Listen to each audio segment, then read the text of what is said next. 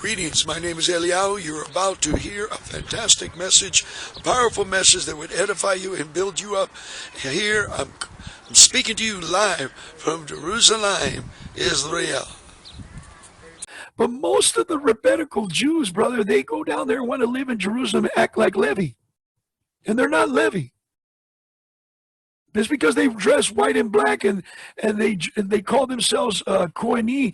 Not all of them are Levi, and not all of them are true Kohanim by bloodline. They're not, okay? They're Ashkenazi, and some of them might have the tribe of Yehudi in their bloodline, but they're not Levi. They're not Aaron's seed. You know what I mean? Right. It's just like when the Pharisees and Sadducees were going after Yahushua, they were not Levi Kohanim. But sitting in the Sanhedrin Council, right, and you read in your scriptures, they were Zadok Kohanim, Levi in the council. But the Pharisees were living large in charge among the political power, but they couldn't go inside. They couldn't just walk into the Kodesh place. They couldn't. They were a part of Judah and other tribes forming a sect of a religion. You know what I mean? They were forming a sect of a belief system from different tribes. They were being converted into a sect of a system which we know today as Ashkenazi or Rabbinical. Okay? Karaites came later. Karaites came around the year 500-600 or I think it was 800, forgive me if I'm wrong.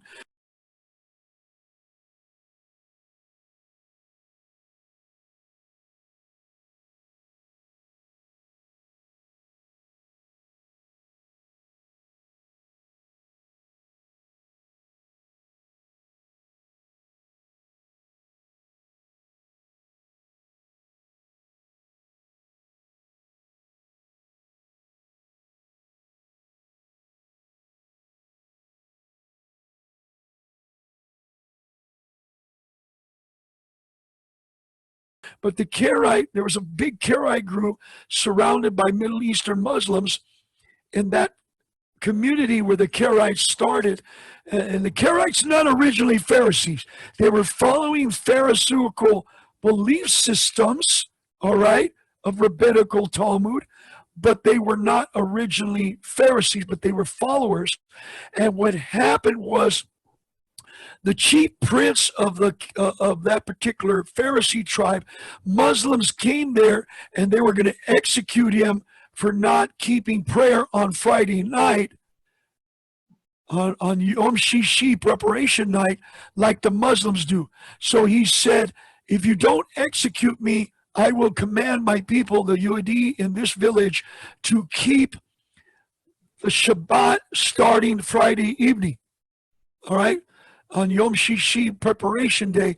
And because he did it, they let him live, and that started the spread of them to keep Shabbat starting sunset evening preparation day. And now it's a total tradition. But that didn't start to the year 800. Okay?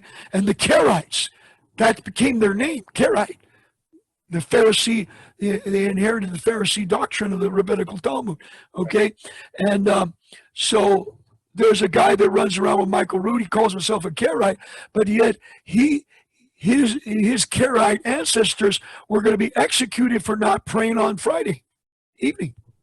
That's why they changed. Nehemiah Gordon, I think it is. What's that? The guy you're speaking of, I think his name is Nehemiah Gordon. Right. He boasts himself to be a Karait. And when you look at the history, that's the story, how it started, the Karaites. They separated from the Pharisees to become Karaites because they were worshiping on starting the Shabbat on Friday evening the way the Muslims do. Now, even when you say Hasidic, when you say the word, oh, those Jews are Hasidic, well, the Hasidic means a heretic.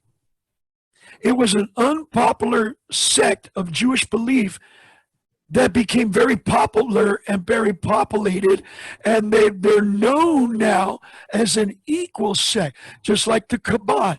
The Chabad movement 100 years ago was like a sect of what Christians call other Christians that are not 100% Christians.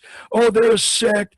Oh, they're like, Mormons or Jehovah's Witnesses or Seventh-day Adventists. They're an occult, right?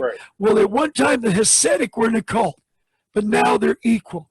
At one time the Chabad movement was a sect of outsiders, but now they're leading in evangelism of rabbinical Talmud. They're leading it, right? So as they, and it's almost like what happened in Christianity. At one time, at first the Christians in 1800, they separated and became the Sabbatarians, and they were part of the Christian movement. Then they separated and became the Seventh-day Adventists because they called themselves Seventh-day Adventists because they were following Ellen G. White, a prophet. And then you got sects that offshoot of Christianity, and they became offshoot sects, not so popular. But among the Pentecostals and the Apostolic, they were small and they became very populated. Now they're kind of accepted among the Christian movement. When 150 years ago, 120 years ago, Apostolics, Pentecostals were considered a sect. You follow what I'm saying? Yeah, I didn't know that either. Yeah, so they were accepted. Now they're accepted, and some Baptist churches don't accept them or don't group in prayer with them, if they're out of order and out of place with their gifts. So it's just that. So basically, that's the rabbinical question. Okay. You said kinsman redeemer.